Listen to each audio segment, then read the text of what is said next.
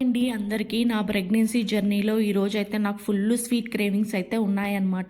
సరే అని చెప్పి ఒకసారి పిస్తా హౌస్‌లో బ్రెడ్ హల్వా తింటే చాలా చాలా బాగుండిందనమాట. ఇంకెందుకో సడెన్‌గా అది గుర్తొచ్చింది. ఇంక అందుకని చెప్పి ఇంట్లోనే బ్రెడ్ హల్వా అయితే చేస్తున్నాను.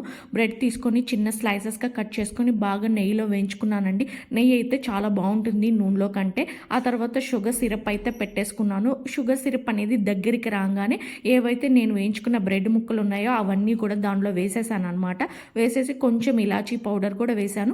Maximum try to avoid sugar అండి. ప్రెగ్నెన్సీలో షుగర్ అనేది చాలా వరకు అవాయిడ్ చేయండి. ఇంకా మరీ అవ్వట్లేదు, క్రేవింగ్స్ ఎక్కువగా ఉన్నాయన్నప్పుడు ఇలా ట్రై చేసుకోండి. నేనైతే పాలు చాలా పోసుకున్నానండి. మీకు కావాలంటే పాలు కొంచెం తక్కువైనా పోసుకోండి, పర్లేదు. డ్రై ఫ్రూట్స్ అన్నీ వేయించుకొని మంచిగా వేశాను. ఆ పాలు పోసినప్పుడు ఇరిగిపోయినట్టు వస్తుందండి. చాలా చాలా టేస్టీగా ఉంటుంది మనకి పాలకోవా లాగా. ఇలా నా స్వీట్ క్రేవింగ్స్ని సాటిస్ఫై చేశాను. వీడియో నచ్చితే లైక్ చేయండి.